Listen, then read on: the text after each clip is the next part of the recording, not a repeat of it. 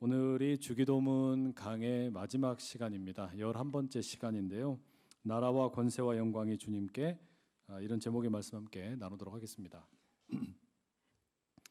이번 주 화요일 날 제가 우리 목사님들과 함께 운동을 했습니다. 축구를 했는데요.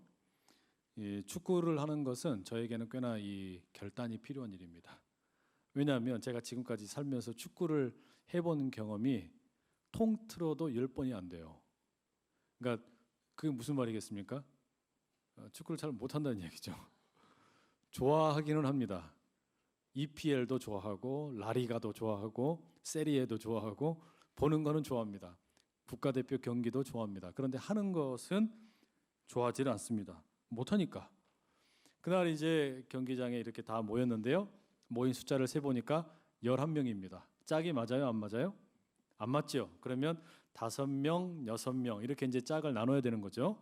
제가 5명에 속했을까요? 6명에 속했을까요? 그렇죠. 여러분 말씀하신 대로 6명에 제가 속했습니다. 말하자면 저는 소위 요즘에 하는 이야기로 쩌리가 된 겁니다. 그냥 이렇게 깍두기가 된 거예요. 그래가지고 이제 한 팀을 이렇게 하게 되었는데 잘 못하니까 그냥 무조건 열심히 뛰기만 했습니다. 근데 공이 오면 무섭더라고요. 이걸 어떻게 해야 될지를 모르겠어요. 공이 오면 이거를 그냥 저희 편에 오히려 이렇게 민폐를 끼치는 거예요. 그냥 아무데나 막 냅다 질러버리니까, 아무데나 차버리고 이러니까. 그리고 이제 자꾸 공이 안 맞아요. 제 발을 피해가고 이러니까 너무 막 이렇게 힘들었습니다. 얼마나 허둥댔는지 몰라요. 경기를 끝내고 난 다음에 제가 아주 깊은 깨달음을 가졌어요. 그게 뭐였냐면 실력이 있는 사람과 실력이 없는 사람 사이에 어마어마한 차이가 있다. 무슨 차이냐면 가만히 보니까 여유가 있냐 없냐라는 차이가 있다는 것을 제가 알게 됐어요. 축구를 잘하는 분들 보니까 여유가 있더란 말이죠. 자기에게 공이 오면 당황하지는 않습니다. 마치 그 발과 그다음에 공이 하나가 되어서 움직이는 게 너무나 자연스럽습니다. 저는 어땠을까요? 여유가 없어요. 공이 오면 어떻게 해야 될지 모르겠는 거예요. 그래가지고는 아무데나 막 그냥 차버리는 거예요. 찼는데 또 안 맞아. 얼마나 힘들었겠어요? 여러분 이게 그냥 허둥대기 바쁘더란 말이죠. 이 모든 스포츠가 그렇습니다. 그러니까 실력이 없으면 허둥댑니다. 여유가 없다라는 이야기예요. 여유가 있다라는 말, 여유가 생긴다라는 말을 달리 표현하면 시야가 넓다라는 말로 바꿀 수 있을 것 같습니다. 시야가 넓다라는 말이 여유가 생기고 그래서 당황하지 않는 것이죠. 똑같이 공이 다가오지만 이것을 처리하는데 여유가 있고 시야가 넓게 되면 어떻게 됩니까? 이걸 내가 드리블을 할 것인지 패스를 할 것인지, 한다면 누구에게 할 것인지, 또 슛을 할 것이라면 어떻게 할 것인지, 이런 것이 자연스럽게 이루어져요. 그런데 그 시야가 좁게 되면 아무것도 못하고 이 팀에 오히려 피해를 줄 수도 있게 됩니다. 그런데 여러분 가만히 한번 생각을 해보십시오. 여유가 있다라는 거, 또 시야가 넓다라는 거, 이게 여러분 어떻게 되는 겁니까? 이게 그냥 타고나는 것일까요? 그런 것 같지는 않아요. 그냥 이게 타고나는 게 아니라 꽤 많은 노력, 부단한 노력도 필요하고 연습이 필요하더라는 말이죠. 시간을 꽤나 공들여야 되고 때로는 돈도 쏟아야 되는 경우들이 있습니다. 그래야만 여유도 생기고 시야도 넓어집니다. 아마 모든 스포츠 경기는 다 그런 것 같습니다. 그런데 이게 스포츠만 그런 것이 아니라 우리 영성 생활도 마찬가지입니다. 우리 신앙 생활이라는 것이 내가 예수 믿어서 구원받았으니까 그러면 이제 나는 모든 것이 다 능숙한가? 신앙 생활에 있어서 나는 모든 것이 다 그냥 한 번 믿어서 구원받았으니까 그냥 이제는 아무것도 안 해도 되는가? 그렇지 않다는 말이죠. 신앙 생활을 한다라고 하는 것 역시 우리가 부단한 노력과 연습이 필요합니다. 이것을 사도 바울이 디모데라고 하는 자기가 아꼈던 영적인 아들, 영적인 제자에게 보내는 첫 번째 서신에서 경건이라고 말합니다. 육체의 연단은 약간의 유익이 있으나 경건은 범사에 유익하니 금생과 내생의 약속이 있느니라. 우리 몸을 단련하는 거, PT도 하고 달리기도 하고 필라테스도 하고 이런 거를 하는 거, 이런 육체를 연단하는 것도 여러 가지 면에서 유익함이 있지만 더 중요한 연단이 있는데 그게 경건의 훈련이라는 거예요. 경건의 훈련은 우리에게 금생과 내생, 지금 살고 있는 삶과 다가올 삶에 훨씬 더 큰 유익이 있다라는 말입니다. 경건의 훈련을 통해 영적인 시야가 넓어진다는 말이죠. 이걸 달리 이야기하면 여러분, 예수를 믿어도 영적인 시야가 좁은 사람이 있고 어떤 사람은 영적인 시야가 넓은 사람이 있다는 이야기예요. 여유가 있는 사람이 있고 여유가 없는 사람이 있다라는 말입니다. 이게 여러분 그러니까 우리가 살면서 고난이 없을 수가 없고 때로는 어려움을 만날 때도 있고 문제가 생길 때도 있고 뭐 근심이나 걱정이나 이런 것들이 찾아올 때가 있잖아요. 그런데 이런 뭐 고난이나 근심이나 염려 이런 것들이 예고하고 찾아오는 게 아니죠. 마치 축구 경기 할 때 축구공이 지금 간다라고 말하고 오는 게 아니라 그냥 갑자기 올 때가 있단 말이에요. 마찬가지입니다. 갑작스럽게 찾아오는 고난이나 염려나 걱정 이런 것들이 경건의 여유가 없는 사람들에게는 대단히 허둥대게 만듭니다. 말하자면은 어떻게 해야 될지 모른다는 이야기예요. 반면에 서툴지만 경건의 훈련을 연습을 하고 준비하는 사람들은 다릅니다. 여유가 조금씩 생기는 겁니다. 이런 일들이 찾아올 때, 예기치 않게 찾아올 때 어떻게 대하여야 하는지 알고 있다는 말이에요. 그게 뭡니까? 하나님께 맡기는 것이 제일 좋은 방법이라는 것을 아는 겁니다. 영적인 차원에서 시야가 넓어진다라는 거, 여유가 생긴다라는 것은 그런 겁니다. 고난이 찾아오든 뭐 문제가 생기든 어려움이 생기든 그게 무엇이 되었든지 간에 이것을 하나님께 맡길 줄 아는 거. 이게 여러분 뭡니까? 여유가 있고 시야가 넓다라는 말입니다. 달리 말하면 영적으로 잘 무장되어 있다. 그렇게 말할 수도 있겠죠. 바로 그런 경건의 훈련을 위해서 나의 경건을 더 우리가 연습하기 위해서 꼭 필요한 게 뭡니까? 우리가 지금 함께 나누고 있는 이 기도의 훈련입니다. 이 기도의 연습입니다. 어려운 일이 닥칠 때 어떻게 이런 일들을 감당해야 할까? 넓은 시선으로 문제를 대하기 위해서 연습하는 것, 준비하는 게 기도라는 말입니다. 지금까지 여러분 우리가 마태복음 6장의 9절에서 13절 그 앞에 나오는 9절까지 포함을 해서 11번에 걸쳐서 이렇게 함께 말씀을 나누고 있는데 예수님께서 제자들에게 이 기도에 대해서 가르치시는 이 내용의 핵심이 뭐겠습니까? 이 모든 내용을 우리가 다 모아놓고 보면 결국 여러분 이 기도의 가르침의 핵심이라는 것은 우리가 어디에 있든지 간에 또 어느 시간이든지 간에 끊임없이 이 시선을 하늘에 두도록 만드는 것, 여기에 그 가르침의 핵심이 있다라고 말할 수 있습니다. 그래서 예수님이 가르치시는 전반부의 기도가 그거잖아요. 하나님을 아버지라고 부르고 아버지의 이름이 높임받기를 원한다고, 그리고 내 나라가 아니라 하나님의 나라가 임하고 하나님의 뜻이 이 땅 가운데 이루어지기를 구한다라는 거, 하나님을 향한 시선을 고정시킨다라는 말입니다. 이걸 달리 말하면 현재 내가 살고 있는 이 세상이 아무리 커 보이고 넓어 보이고 세상에서 맞닥뜨리는 문제가 아무리 많아도 세상보다 더 크신 분이 계신다라는 말입니다. 더 넓게 볼 수 있는 시야를 가지라라는 초청입니다. 더 깊게 볼 수 있는 통찰을 가지라라는 주님의 부르심입니다. 그게 기도예요. 그리고 보면은 우리가 땅에 살면서 맞닥뜨리는 문제들 많잖아요. 일용할 양식의 문제 있지요.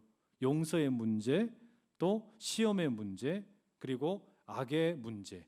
이런 것들 앞에서 어떻게 하라는 겁니까? 하나님의 시선으로 다시 바라보라는 겁니다.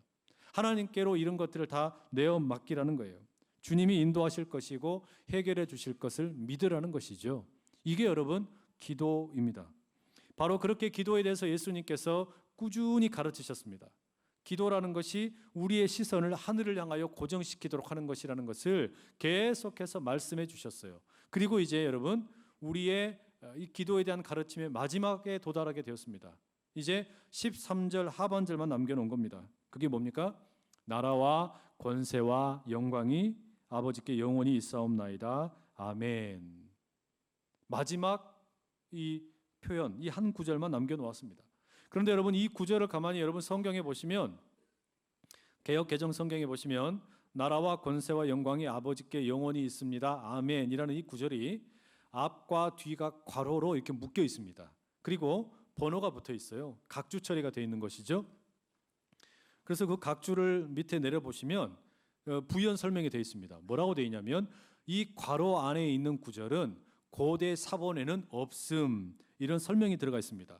그러니까 옛날 고대 이 신약 성경의 사본들을 조사해 보게 되면 몇몇 중요한 사본들에서 이 구절은 빠져 있다라고 말합니다. 그래서 어떤 분들은 이런 내용을 근거로 해서 이 나라와 권세와 영광이 아버지께 영원히 있습니다. 아멘. 이 구절은 예수님께서 제자들에게 직접 가르치신 기도가 아니다라고 말합니다. 이것은 그래서 직접 가르치신 게 아니기 때문에 주기도문에 포함시키지 않아도 된다, 이렇게 말하는 분도 있어요. 실제로 여러분, 우리가 제일 많이 이용하는 영어 성경 버전인 NIV 성경을 보시면 마태복음 6장 13절에 이 구절이 송두리째 빠져 있습니다. 삭제되어 있다는 이야기죠.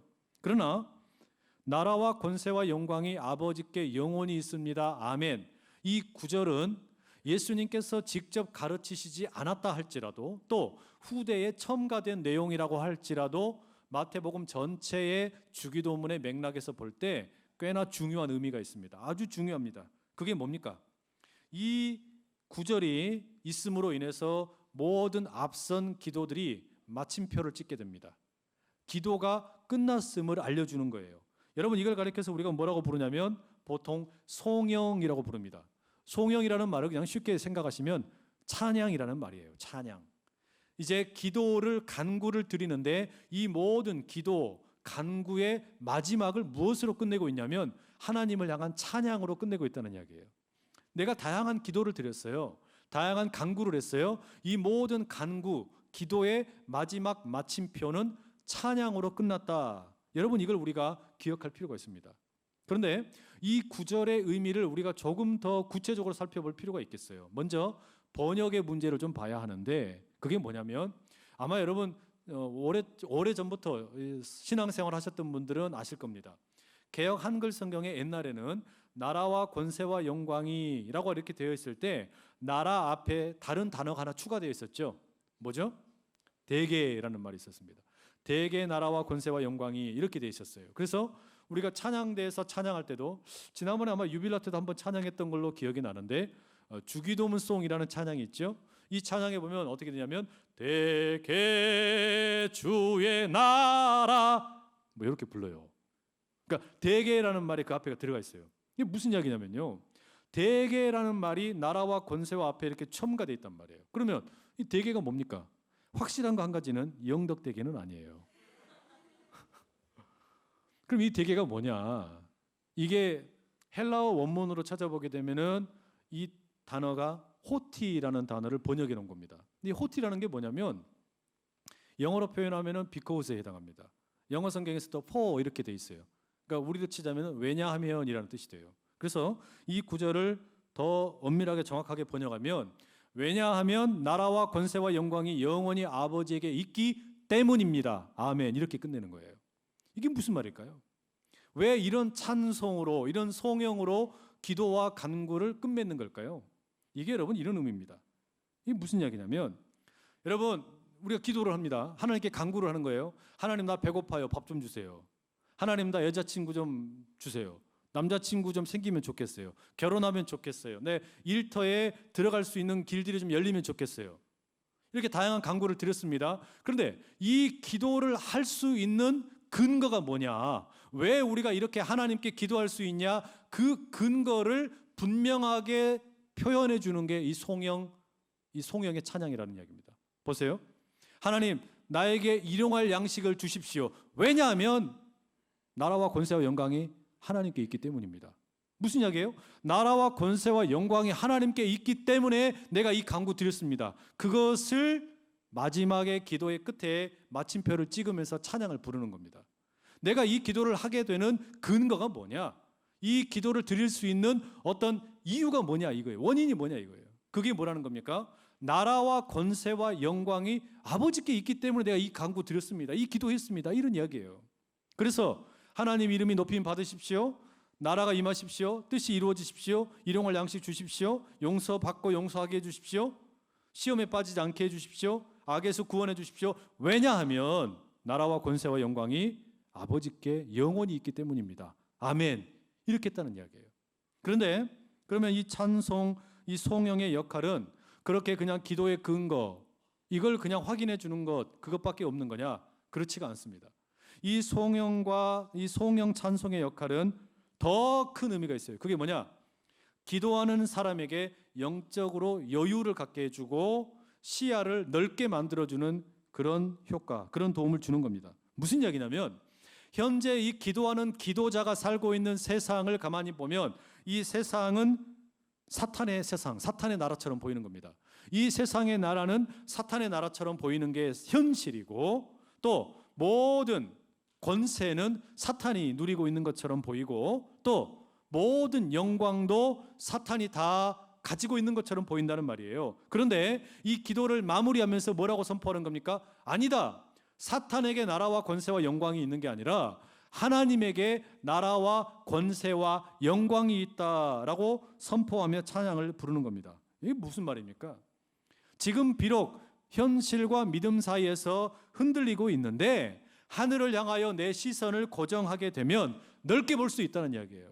더 넓게 볼 수 있다는 이야기예요. 이 세상이 전부가 아니라 이 세상보다 더 큰 하나님의 세계가 있다. 그거를 지금 이야기하고 있는 겁니다. 말하자면 땅 아래에서 볼 때 여러분, 우리가 어떤 문제를 만나면, 어려움을 만나면 어떻습니까? 엄청나게 커 보이죠. 내가 지금 취업을 해야 된단 말이에요. 취업의 문제 어때요? 이게 너무 큰 바위처럼 보입니다. 장벽처럼 보이는 거예요. 해결되지 않는 문제처럼 보이는 겁니다. 결혼을 해야 되겠는데 돈이 없어요. 이거 어떻습니까? 내 막 목을 조르는 것 같고 내가 도무지 살 수 없는 너무 커다란 문제처럼 보이는 겁니다. 그런데 땅 아래에서는 그렇게 보이는데 정작 산 위에 올라가서 그거 보면 어때요? 콩알만하게 보이는 거예요. 엄청나게 커 보이던 것들이 가만히 보니까 위에서 보면 작아 보인단 말이에요. 여러분, 그것은 문제의 크기가 달라진 것은 아닙니다. 문제의 크기는 그대로 있습니다. 그런데 뭐가 달라진 거냐? 시야가 달라진 겁니다. 시야가 넓어지게 되니까 상대적으로 문제가 작게 보이는 거예요. 땅 아래에서 볼 때는 그 문제가 막 어마어마하게 커 보이고 바위덩어리처럼 막 돌덩어리처럼 크게 나에게 다가왔는데 올라가 놓고 보니까 산 정상에서 보니까 이게 내 넓은 시야로 이제는 보게 되니까 어떻게 되냐? 작아지는 거예요. 그거를 지금 보여주는 게 뭐냐면 이 송영의 역할이라는 겁니다. 그런 점에서 보면 기도라고 하는 것은 일종의 등산에 비유할 수가 있습니다. 기도라고 하는 것은 기도의 산길을 올라가는 등산과 같다, 이렇게 이야기할 수 있습니다. 올해 저희 가족이 이 안산에서 가까운 수암봉이라는 그 봉우리가 있죠. 거기에 2번 다녀왔습니다. 첫 번째 도전은 저랑 아내랑 그리고 아들, 거기에다가 이제 애완견 이 강아지 이 보미를 데리고 석가탄신일 공휴일날 갔습니다. 그런데 저희가 이 수암봉에 그날 처음 가는 거였는데 사전 지식이라고는 아무것도 없었어요.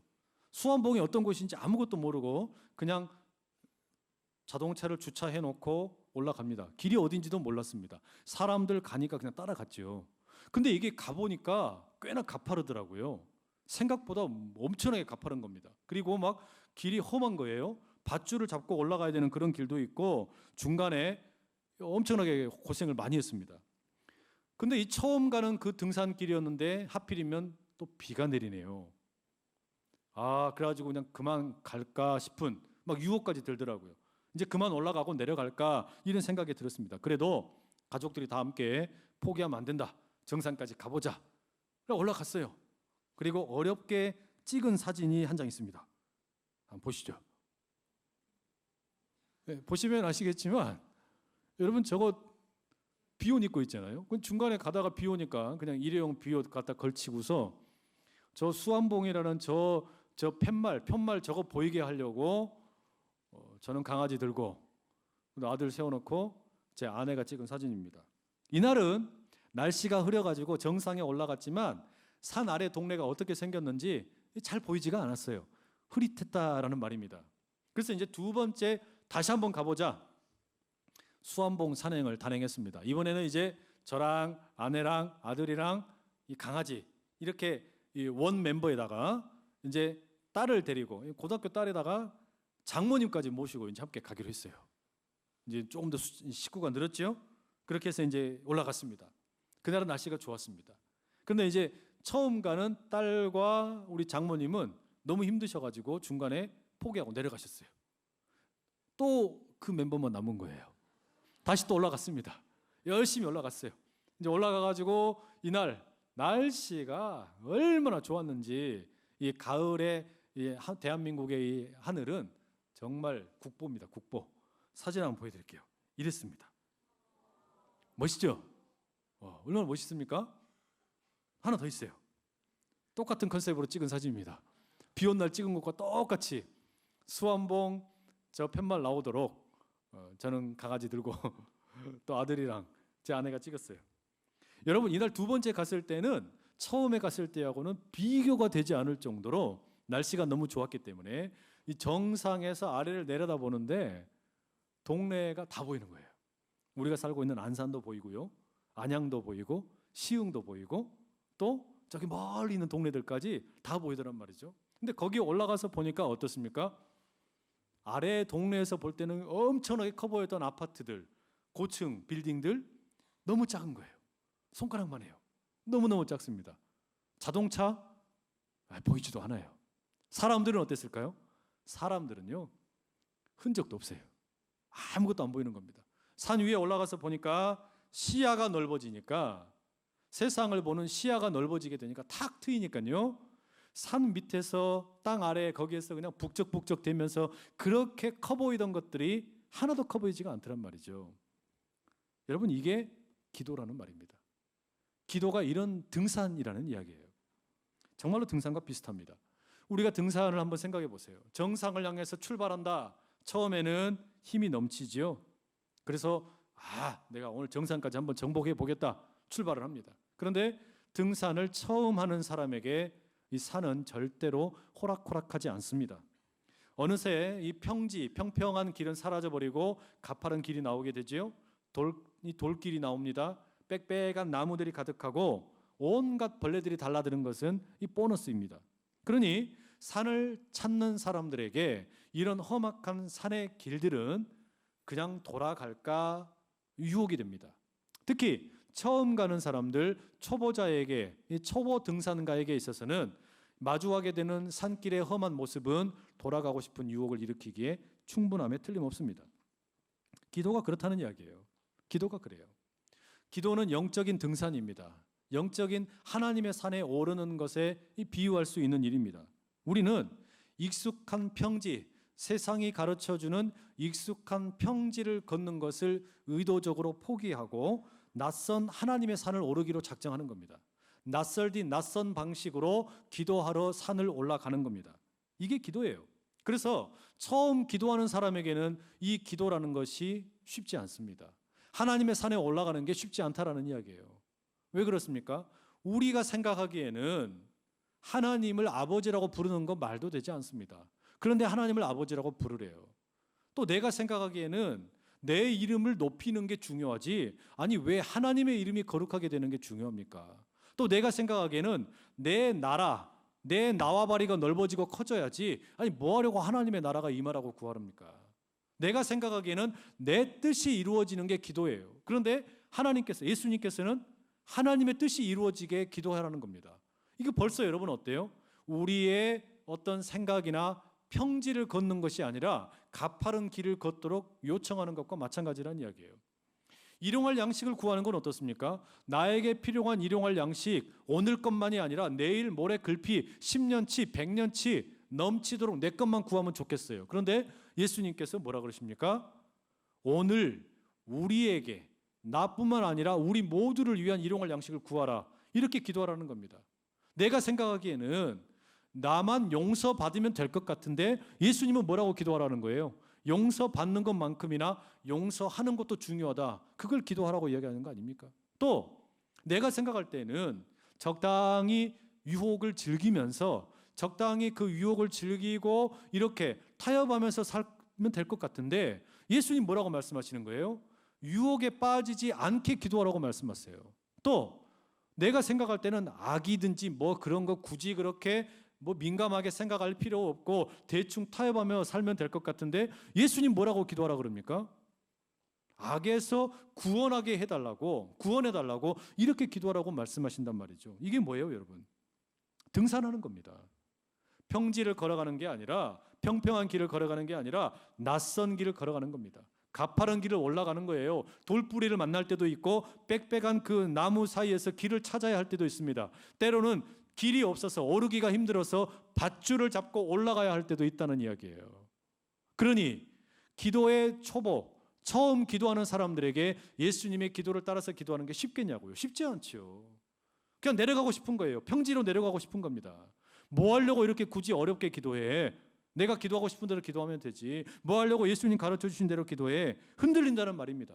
여러분, 이렇게 흔들리면서 현실의 평지와 믿음으로 걸어가는 이 가파른 등산길을 걸어가면서 흔들릴 때 필요한 게 뭘까요? 이렇게 흔들리는 사람에게, 등산의 길을 걸어가는 사람에게 뭐가 필요할까요? 그게 뭐냐면 정상에 서게 됐을 때 바라보게 될 아름다운 경치입니다. 그걸 상상하는 거예요. 내가 왜 이렇게 어렵게 올라가나, 마지막에 정상에 올라가면 지금 여기서 생각하지 못했던 완전히 새로운 풍경이 펼쳐질 거야. 시야가 넓어질 거야. 여유가 생길 거야. 여러분, 그걸 우리가 상상하면서 믿음을 가지고 곧 정상에 나온다, 소망을 가지고 뚜벅뚜벅 그 기도의 길을 올라가는 겁니다. 산을 오를 때에는 절대 볼 수 없는 그런 세상을 우리가 기대하고 있는 겁니다. 기도가 그런 거란 이야기예요. 흔들리며 올라가는 겁니다. 지금 당장 기도할 때 눈에 보이는 건 뭐예요? 가파른 길입니다. 돌밖에 없어요. 나무밖에 없어요. 거친 풀들밖에 없습니다. 날아다니는 벌레들밖에 보이지 않습니다. 그런데 그게 현실인데도 불구하고 어떻게 하는 겁니까? 믿음으로 한 걸음씩 한 걸음씩 올라가다 보면 어느샌가 정상에 도착하게 될 것이다. 그리고 시선이 너무나 새롭게 열리게 될 것이다. 여러분, 우리가 이걸 믿고 나간단 말이에요. 인생의 기도의 비밀을 아는 사람은 이걸 아는 겁니다.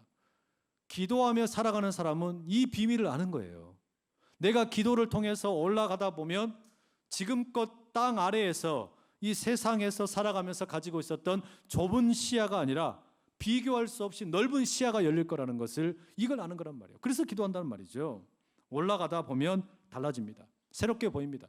땅 아래에서 그렇게 커 보이던 문제들, 바위 덩어리처럼 컸던 문제들, 그게 나에게는 막 숨 막힐 것 같고 질식할 것 같고 곧 죽을 것 같은 문제였는데, 이 문제들 가지고서 올라갑니다.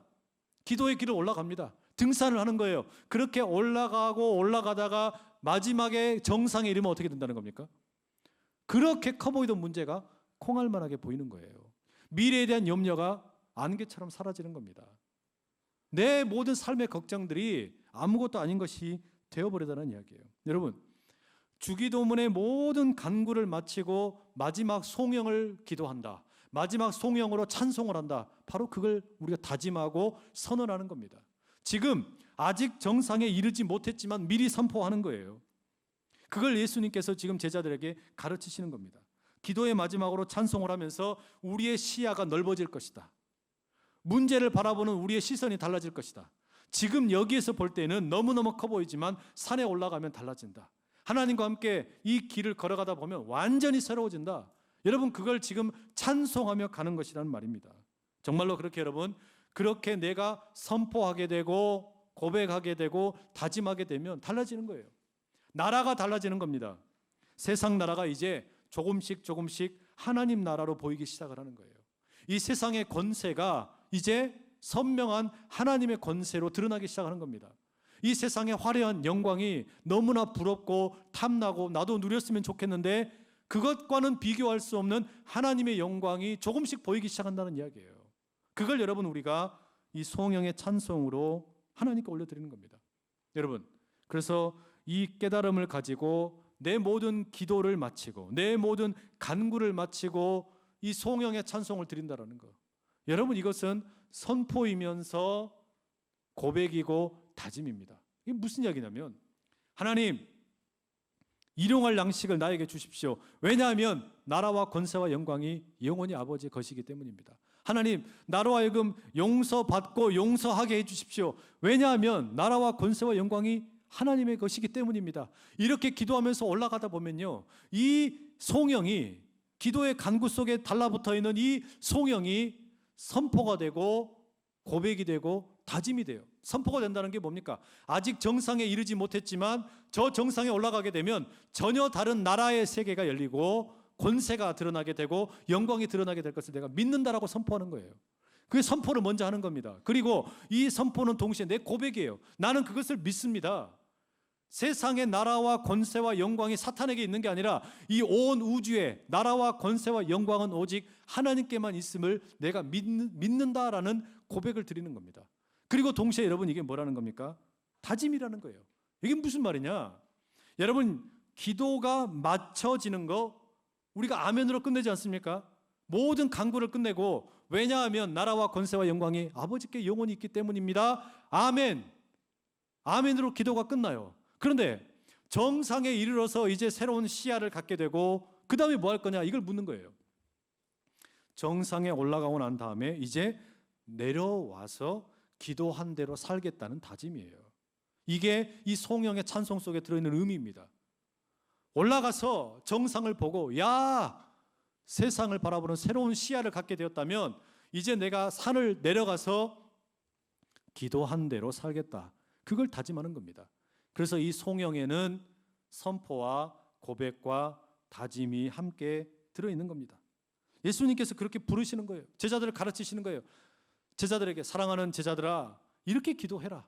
이렇게 기도해라. 이렇게 간구해라. 그리고 마지막에 왜냐하면 나라와 권세와 영광이 아버지께 영원히 있습니다. 이렇게 찬송으로 우리의 기도를 끝맺자.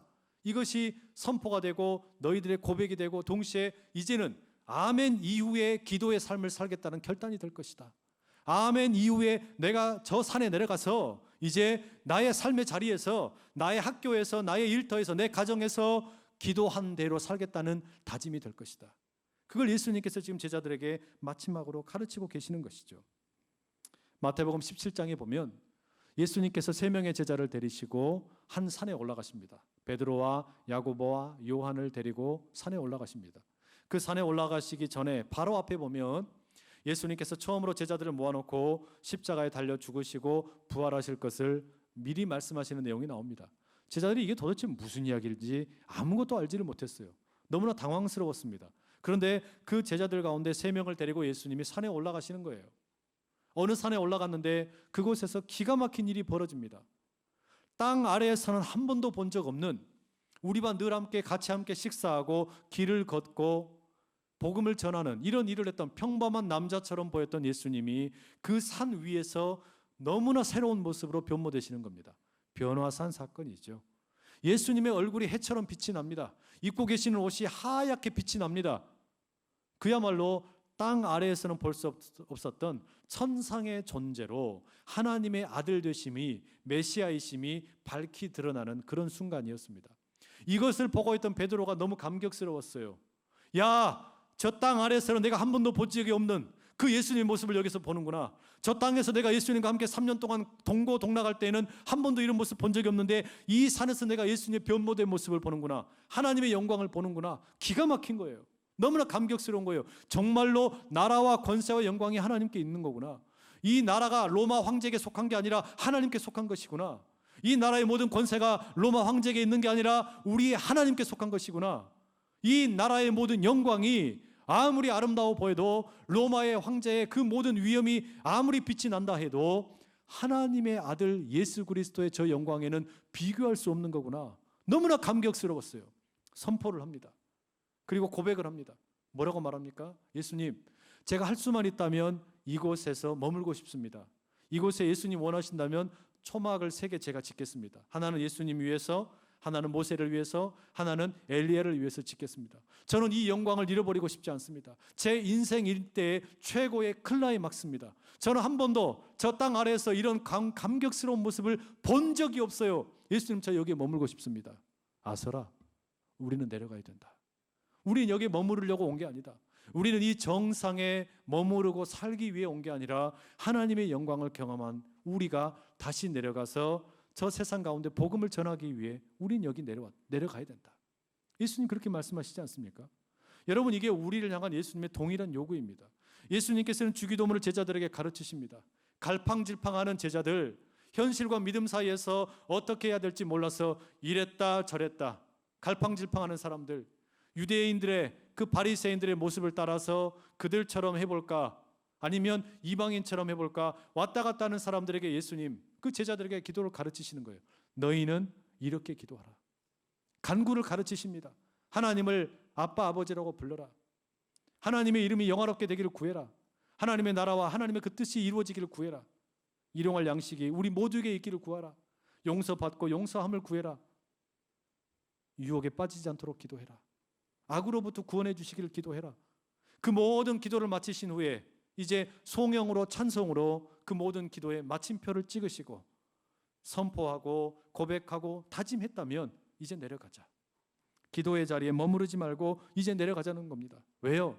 이 기도한 사람에게는 그 기도한 사람을 기다리는 세상이 있기 때문입니다. 여러분, 우리가 전심으로 진정으로 기도를 했다면 그 기도한 사람을 기다리는 세상이 있다는 이야기예요. 우리가 새벽에 나와서 기도했다면 조금 더 마음이 너그럽게 일터와 학교에서 가정에서 살아가야죠. 우리가 금요철야에 나와서 함께 성령의 충만함을 힘입어 기도했다면 이제 우리는 누군가 병든 이웃을 위해서 아픈 사람이 있다면 찾아가거나 돕는 일에 앞장설 수 있어야죠. 예수님께서는 지금 그것을 요청하시는 겁니다. 기도했다면 세상이 당신을 기다리고 있다는 거 잊지 말아라. 기도한 당신을 세상이 기다리고 있다. 그러니 세상 속으로 들어가자. 바로 그 선포와 고백과 다짐으로 우리 주님 부르시는 거예요.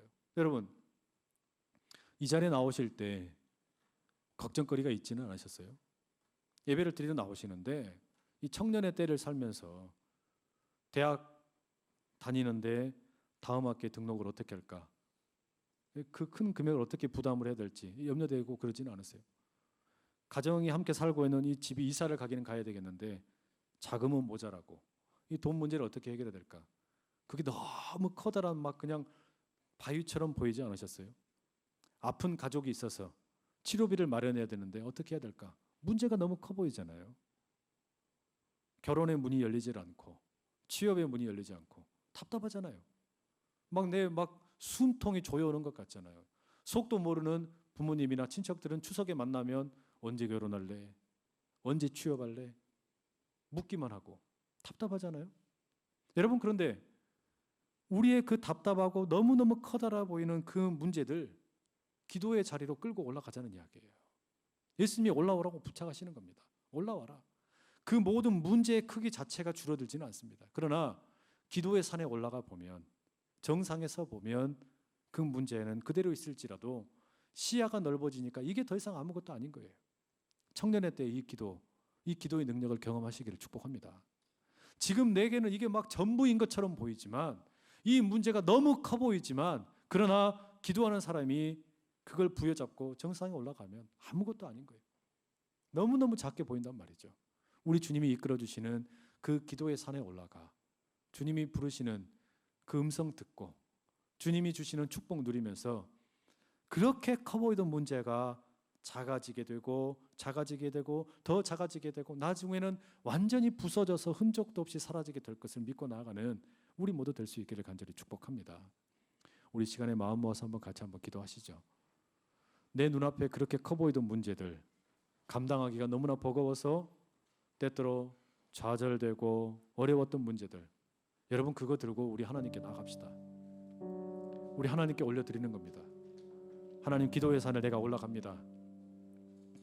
평평한 길을 걸어가는 게 아니라 가파른 기도의 길을 올라가 보겠습니다. 익숙한 간구, 그런 간구가 아니라 내게 어울리지 않는 것 같은 그 길 걸어가 보는 겁니다. 땀이 나고 근육이 뭉치고 어렵습니다. 그러나 이 길 올라가서 보면 그렇게 커 보이던 것들 작아집니다. 우리 주님께 그 마음 내려놓고 우리 기도하십시다. 주여, 나로 하여금 기도의 사람으로 살게 해주시고 기도를 마치고 아멘의 이후의 삶은 기도에 드린 대로 다짐하고 살아가는 삶 되게 하여 주시옵소서. 성령으로 나를 도와주십시오. 청년의 때에 그 기도의 능력을 공급받게 하여 주십시오. 기도로 세상을, 시야를 더 넓게 볼 수 있게 하여 주시고 하나님의 은혜를 충만히 경험하는 내가 되게 하여 주옵소서. 하나님의 예수님께서 가르쳐 주신 이 주기도문이 내 기도가 되게 해 주시고 이 기도 붙들고 달려가는 나의 젊음을, 내 미래를 주님께 맡겨드리니 주님 주장하여 주시옵소서. 우리 그 마음의 소원을 가지고 주여 힘있게 세 번을 치고 기도하며 나갑니다. 주여, 주여, 주여. 아버지 하나님, 주님 아버지 앞에 우리 삶을 살아갈 때 인생한 은혜를 기도합니다. 하나님 아버지 하나님, 지금 당신과 그 앞에서 그렇게 커 보이는 문제들 너무나 커 보여서 아버지 감당할 수 없을 것 같지만 그러나 주여